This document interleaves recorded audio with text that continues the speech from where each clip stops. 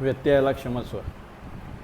वसिष्ठ ऋषींनी अंगीकारलेल्या योगसाधनेमुळे आणि त्यांच्या तपश्चर्येमुळे तिथे जो प्रभाव निर्माण झाला होता, या फलस्वरूप हा चित्ता आणि हे हरिण शावक हे निसर्गता त्यांच्यामध्ये असलेला जो भेद आहे, जे वैर आहे, की चित्ता भक्षक आहे आणि स्वाभाविकपणे हरिण शावक हे भक्ष्य आहे, हा भेदसुद्धा ते दोघेजणं विसरले होते.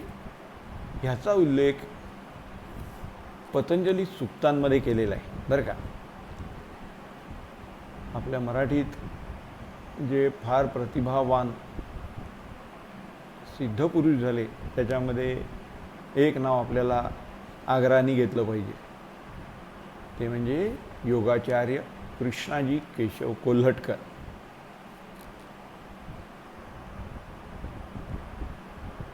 स्वतः तब्येत बरी नसताना सुद्धा त्यांनी खूप चांगल्या प्रकारे योग मार्गाचा अभ्यास केला वयाच्या 55 वर्षानंतर. आणि त्याच्यानंतर त्यांना आलेले आश्चर्यजनक अनुभव, त्यांच्या सहवासात नंतर आलेली जे सगळे पुरुष मंडळी होती, म्हणजे सत्पुरुष प्रकांड पंडित, ह्याचा सगळ्यांचा आपल्याला पातंजल योगदर्शन अर्थात भारतीय मानसशास्त्र या ग्रंथराजामध्ये वर्णन वाचायला मिळेल. अतिशय संपन्न भाषा, अतिशय सात्विक भाषा आणि अपरोक्ष ज्ञान हे प्राप्त झाल्यानंतर त्यांच्या सिद्ध हस्तलेखणीतून जी ग्रंथनिर्मिती झाली ती म्हणजे पातंजल योगदर्शन.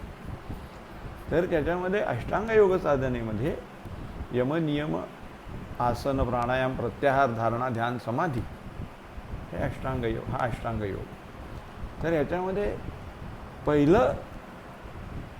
पहिली जी पायरी आहे त्याच्यातलं पहिलं जे सांगितलेलं आहे यम, त्याच्यातला पहिला जो यम आहे तो आहे अहिंसा. आणि या अहिंसेचं जर अत्यंत उत्कृष्ट प्रकारे जागरूकपणे आपल्या हातून वर्तन घडलं, आपण काटेकोर तसं वर्तन पाळलं, काया वाचा मनोबुद्धी कुठल्याही प्रकारे कुठल्याही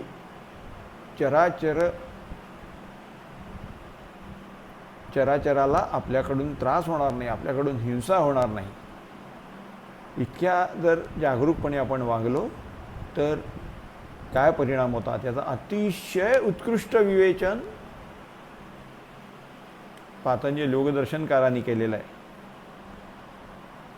2 यमांवर त्यांनी खूप भर दिलेला आहे, म्हणजे पानामागून पानं लिहिले, अतिशय सुंदर. एक म्हणजे सत्य आणि दुसरं म्हणजे अहिंसा. तर ह्यातलं पहिली जी अहिंसा आहे त्याच्यामुळे जर आपल्या हातनं हे त्याचं जर का यथासांग आचरण झालं आणि आपण योगासनं प्राणायाम अष्टांग योगाचा मार्ग अंगीकारला, त्याच्यावर पुढे जात राहिलो, तर त्याच्यानंतर एक वेळ अशी येते की जी हिंस्र श्वापद असतात ती सुद्धा आपल्याशी क्रूरपणाने वागत नाही. तर त्याप्रमाणे त्यांनी आपल्यात असलेलं स्वाभाविक वैर सोडलं होतं. ते पाहून याला आश्चर्य वाटलं होतं. तर यांनी सांगितलं की तुम्ही आता हातपाय धुवून या, तुम्हाला सगळ्यांना भुका लागलेल्या आहेत, तर तोपर्यंत आम्ही जेवणाची काही सिद्धता करता आली तर बघतो. याच्याबरोबर चतुरंग सैन्य होतं बरं का, कौशिकाबरोबर राजा कौशिक आणि त्याचं चतुरंग सैन्य. त्याला थोडं आश्चर्य वाटलं की असं ऋषीवर कसं काय म्हणू शकतात की तुम्ही हातपाय धुवून या, तोपर्यंत आम्ही जर काही व्यवस्था करता आली तर बघतो. शेजारनंच नदी वाहत असते, ते तिथे जाऊन ते व्यवस्थित हातपाय धुवून स्वच्छ होऊन येतात. आणि ते येईपर्यंत पानं मांडलेली असतात, हजारो पानं मांडलेली असतात. केळीच्या पानावर त्यांना अत्यंत सुग्रास सात्विक अन्न वाढलेलं असतं, शाकाहारी भोजन, त्याच्यावर साजूक तूप. एवढ्या कमी वेळात एवढी सिद्धता, त्यांना आश्चर्य वाटतं कसं काय झालं. वसिष्ठ ऋषी सांगतात, बसा भोजनात स्वतःला सुरुवात करा, आपण राजे आहात, आपलं स्वागत आहे, व्यवस्थित भोजन होते. त्यांनी सुरुवात केली, त्याचा परिमळ हा आपली भूक जागृत करत होता. त्यांनी सुरुवात केली, पहिला घास घेतला. अरे राजा कौशिकाला आपल्या इतकं रुचकर अन्न आपल्या राजवाड्यात सुद्धा खायला मिळालेलं नव्हतं. आश्चर्याने थक्क झाले कौशिक महाराज. सगळ्यांची व्यवस्थित जेवणं झाली, त्यांनी व्यवस्थित सगळ्यांना पोटभर जेवायला वाढलं वसिष्ठ ऋषींनी. आणि ते झाल्यानंतर हस्तप्रक्षालन झाल्यानंतर म्हणजे हात धुतल्यानंतर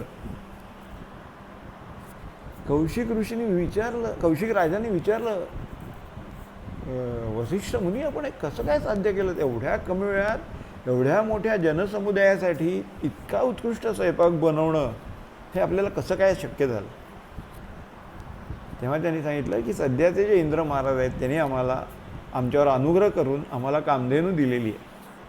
त्या कामधेनूच्या साह्याने मी तुमची सर्वांची क्षुधा तृप्ती करू शकलो, आपल्याला पोटभर चांगलं जेवायला वाढू शकलो. ही सगळी त्या कामधेनूची कृपा आहे. वसिष्ठ महाराज सुद्धा किती नम्रपणाने बोलत आहेत बघा बरं का. ही त्या कामधेनूची कृपा आहे, त्याच्यामुळे हे घडलं. त्यांना आश्चर्य वाटलं, कामधेनू असते खरंच?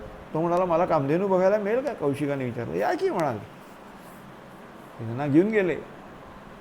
आतमध्ये गोठ्यामध्ये कामधेनू गाय ठेवलेली होती. त्या कामधेनूचं तेजपुंज दर्शन झाल्याबरोबर कौशिक राजाला आश्चर्य वाटलं आणि त्याच्याचबरोबर त्याला तिचा मोह उत्पन्न झाला. मोह म्हणजे अभिलाषा, की आपण आपल्याकडे जर का राज्यात ही ठेवली तर त्याच्यामुळे आपल्याला खूप मोठ्या प्रमाणावर कार्यसिद्धी करता येईल. म्हणून त्यांनी वसिष्ठ ऋषींना सांगितलं की आपण एक करा, मी आपल्याला एक विनंती करतो, मी राजा आहे, या कामधेनूची गरज तुमच्यापेक्षा मला जास्ती आहे, तेव्हा मी तुम्हाला 1,00,000 सवत्स धेनू म्हणजे वासरं असलेल्या गाई, वासरं पीत असलेल्या बरं का. त्याच्यामुळे काय होतं, वासरांना दूध मिळालं की त्याच्यानंतर गाईचं अजून थोडं दूध मिळतं. अशा 1,00,000 गाईंचं दूध म्हणजे आश्रमाला पुरलं असतं. तर तुम्हाला ही गाय काय कामधेनू काय करायची, ही धेनू तुम्ही मला देऊन टाका आणि मी तुम्हाला 1,00,000 सवत्स धेनू देतो. हे म्हणाल नाही, हा इंद्राने दिलेले दान आहे आणि हे आमच्याकडेच राहावं अशी माझी अपेक्षा आहे. तुमच्याकडे तुम्ही राहते आहात, तुमच्याकडे सर्व प्रकारची साधन सामग्री विपुल स्वरूपात आहे, तर तुम्ही काही हे मागणं मागू नका. आणि तिथे कौशिकाचा अहंकार जागृत आहे, अहंकार जागृत झालेला आहे. मी राजा असून सुद्धा हा एक तपस्वी ऋषी मला नाही म्हणायचं धाडस कसं करू शकतो हे त्याला समजेना. तो म्हणाला मी बलात्काराने त्या गाईचं धेनूचं हरण करीन. वसिष्ठ ऋषी काहीच बोलले नाही, ते मागे सरकले आणि यांनी आपली चतुरंग सैन्यापुढे जाऊन त्या कामधेनूला आपल्याबरोबर ओढत न्यायला प्रारंभ केला.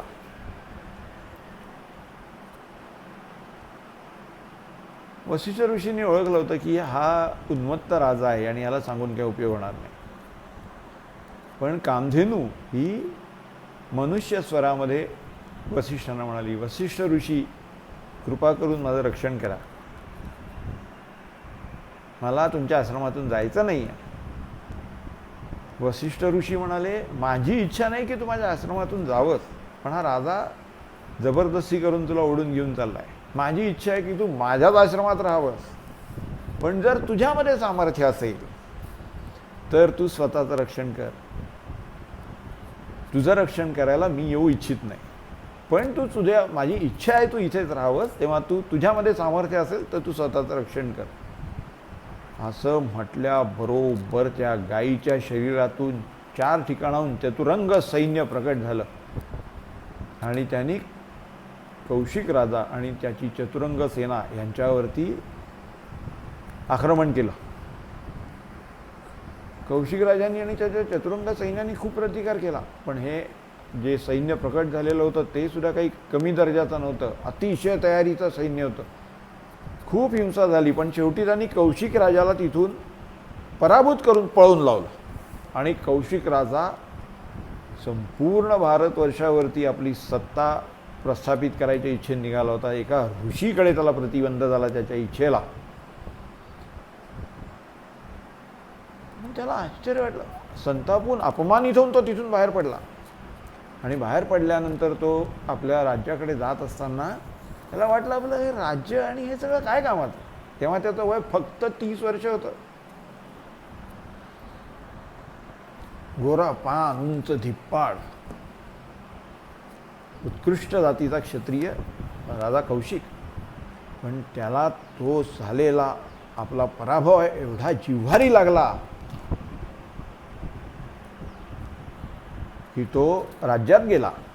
पण राज्यात गेल्यानंतर तो आपली बहीण सत्यवती हिच्याबरोबर या बाबतीत बोलला की असा असा माझा त्या ऋषींनी पराभव केला आणि मला हा वार अगदी जिव्हारी लागला. मी संपूर्ण भारतवर्ष पादाक्रांत करून आपला एका छत्री अंमल प्रस्थापित करण्याच्या महत्त्वाकांक्षेने बाहेर पडलो होतो.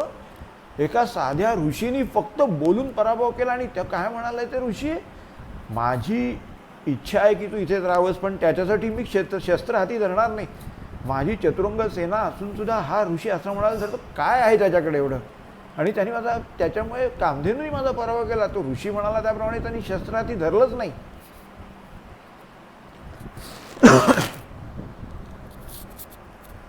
ह्याच्यामध्ये जे सामर्थ्य आहे ते आपल्या राज्यवैभवामध्ये नाही, सुखलोलुपतेमध्ये नाही.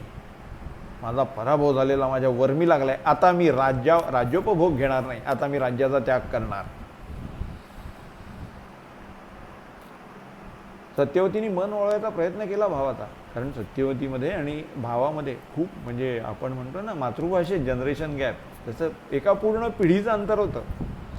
सत्यवतीने खूप प्रयत्न केला त्याला समजावायचा, पण कौशिक आता समजावण्याच्या पलीकडे गेला होता.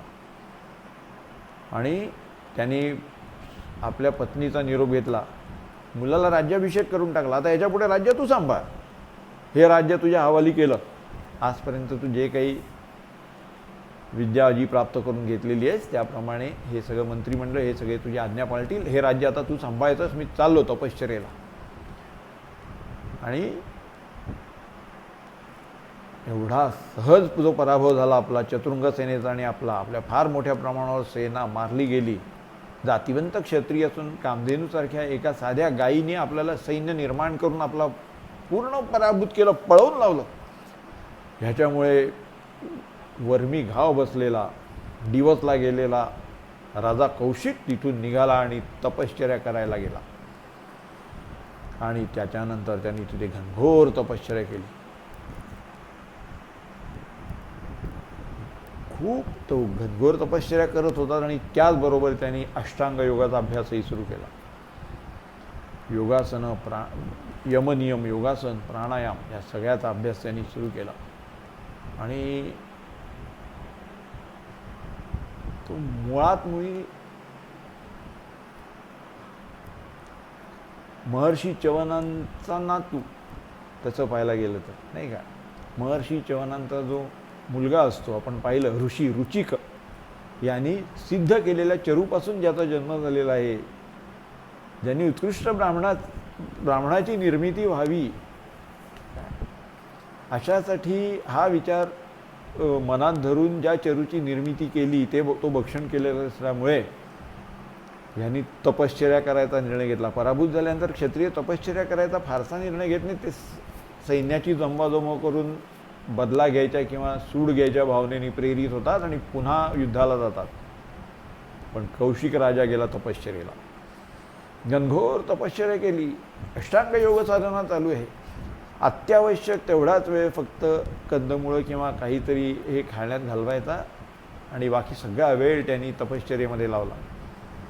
आणि त्याची तपश्चर्या सिद्ध व्हायला लागल्यानंतर इंद्रासन डोलायला लागलं. इंद्राला आश्चर्य वाटलं, अरे कोण आहे अशी व्यक्ती की ज्याच्यामुळे माझ्या इंद्रासन डोलायला लागलं, म्हणून तपश्चर्या करताय. त्यांनी आपले हेर पाठवले. त्यांनी सांगितलं राजा कौशिक तपश्चर्या करतोय, वय वर्ष 31. आणि इंद्रा तुझ्या आसनाला त्याच्यापासून धोका आहे बरं का. इंद्राला आश्चर्य वाटलं. त्याचवेळी एक योगायोग घडत होता. सखींसह इंद्राच्याकडे ज्या अप्सरा होत्या त्याच्यात मेनका म्हणून अप्सरा होती. ती फिरत फिरत आली आणि तिने घनघोर तपश्चर्या करणाऱ्या रुचिक राजाला पाहिलं. तो क्षत्रिय, ही अप्सरा, तिने आपल्या मैत्रिणीला सखीला ती म्हणाली, अगं म्हणे जर का ह्याचा हे पराक्रम, ह्याची तपश्चर्या, यांनी आवरून धरलेलं चित्त आणि मी आणि माझं सौंदर्य हे एकमेकांच्या समोर उभं ठाकलं, आम्ही एकमेकांचे झालो तर काय होईल? मेनकेला विश्वामित्र तपश्चर्या करताना बघून त्याच्याबद्दल मनामध्ये अभिलाषा निर्माण झाली. पण इंद्राच्या आज्ञेशिवाय त्या अप्सरांना काही करता येणं शक्य नसतं. आणि विश्वामित्र तपश्चर्येमध्ये पूर्ण गढून गेलेला होता, लीन होता तपश्चर्येमध्ये. त्याचं लक्ष तिच्याकडे गेलं नाही. मेनका मात्र घायाळ होऊन परत आली. इंद्राकडे येऊन तिने सांगितलं, एक माणूस तपश्चर्या करतोय, कोण आहे माहिती नाही, पण अंगावरती राजआभूषण आहे, राजा असावा. ब्राह्मण काही वाटला नाही. अतिशय सुंदर आहे, पण संपूर्ण चित्तवृत्ती आवरून घेऊन संपूर्ण लक्ष त्यांनी तपश्चर्येकडे लावलेलं आहे. माझ्या मनाला त्याचा मोह उत्पन्न झाला, इतका तो सुंदर आहे. पण त्याच्या तपश्चर्येची तीव्रता लक्षात घेता असं वाटतं की त्याच्यापासून इंद्रासनाला धोका आहे. तेव्हा महाराज आपण काळजी घ्या, इंद्र सावध झालेला आहे. आणि त्याच्यानंतर इंद्र काय करतो आणि राजा कौशिकाच्या बाबतीत पुढे काय घडतं हे आता आपण उद्या पाहूया. तोपर्यंत रामकृष्ण हरी.